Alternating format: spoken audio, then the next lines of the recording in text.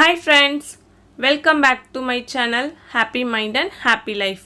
எங்க வீடியோ நீங்க first time பார்க்கறவங்களா இருந்தா red color subscribe பட்டனை press பண்ணுங்க. அப்படியே பக்கத்துல இருக்கிற bell icon-ஐயும் click பண்ணிக்கங்க. அப்பதான் நாங்க போடுற வீடியோஸ் உங்களுக்கு notification-ல வரும். வாங்க friends, இன்னைக்கான வீடியோக்குள்ள போலாம். அதுக்கு முன்னாடி கையை நல்லா வாஷ் பண்ணிக்கங்க. கையை நல்லா வாஷ் பண்ணதுக்கு அப்புறமா நம்ம fish fry எப்படி செய்யறதுன்னு பார்க்கலாம். வீட்டில் நம்ம நிறைய விதமான ஃபிஷ் ஃப்ரை செஞ்சுருப்போம். பட் இன்றைக்கி நான் ரொம்ப சூப்பராக ஒரு ஃபிஷ் ஃப்ரை செஞ்சு காமிக்க போகிறேன். முதல்ல மீனை நல்லா வாஷ் பண்ணி இந்த மாதிரி எடுத்து வச்சுக்கோங்க.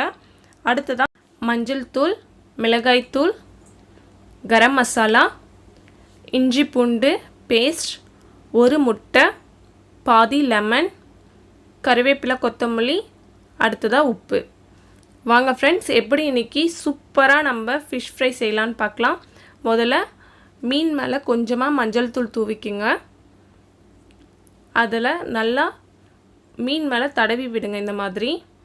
இப்போது இதை ஒரு 10 நிமிஷம் தனியாக வச்சிடலாம். இன்னொரு சின்ன பாத்திரத்தில் கொஞ்சமாக மிளகாய்த்தூள், மஞ்சள் தூள் ஆல்ரெடி சேர்த்துருக்கோம், அதனால் இதில் கொஞ்சமாக சேர்த்துக்கிறேன். அடுத்ததாக கரம் மசாலா, உப்பு. இப்போ நம்ம இஞ்சி பூண்டு சேர்த்துக்கலாம். அடுத்ததாக கருவேப்பிலை, கொத்தமல்லி கொஞ்சமாக சேர்த்துக்கங்க. லெமன் பாதி புழிஞ்சு எடுத்துக்கிறேன். இப்போ இது எல்லாத்தையும் நல்லா மிக்ஸ் பண்ணிக்கலாம் ஃப்ரெண்ட்ஸ். இப்போது இந்த மாதிரி நல்லா மிக்ஸ் பண்ணதுக்கப்புறமா நம்ம இதில் ஒரு முட்டையை உடச்சி ஊற்றிக்க போகிறோம். இப்போது இந்த முட்டையோடு சேர்த்து நல்லா இந்த மாதிரி பண்ணி தனியாக எடுத்து வச்சிடலாம். அடுத்ததாக நம்ம ஃபஸ்ட்டு எடுத்து வச்ச மீனை இந்த மசாலாவில் போட்டு தனித்தனியாக நான் எடுத்து வச்சு உங்களுக்கு காமிக்கிறேன் பாருங்கள்.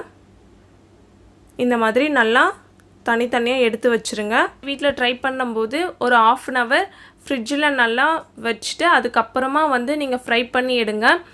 நீங்கள் எண்ணெயில் போட்டு பொரிக்கிற மாதிரி இருந்தால் இது கூட கொஞ்சமாக கார்ன்ஃப்ளவர் மாவு சேர்த்துக்கோங்க. சேர்த்துட்டு எண்ணெயில் நீங்கள் போட்டு எடுக்கும்போது மசாலா நல்லா பிடிச்சிருக்கும். ஆனால் நான் இன்றைக்கி கார்ன்ஃப்ளவர் மாவு சேர்க்கலை, ஏன்னா நான் தவாவில் தான் போட்டு எடுக்க போகிறேன். அதுக்காக தான் சொல்கிறேன். இப்போ 1/2 அன் ஹவருக்கு அப்புறமா நான் இது உங்களுக்கு பொரித்து காமிக்க போகிறேன். பாருங்கள், கொஞ்சமாக தவாவில் எண்ணெய் ஊற்றிக்கோங்க. எண்ணெய் நல்லா இந்த மாதிரி ஸ்ப்ரெட் பண்ணி விட்டதுக்கப்புறமா நம்ம மீன் எடுத்து இதில் ஒன்றா வச்சு பொரித்து எடுக்க போகிறோம். மீனை இந்த மாதிரி தனித்தனியாக எடுத்து வச்சுருங்க.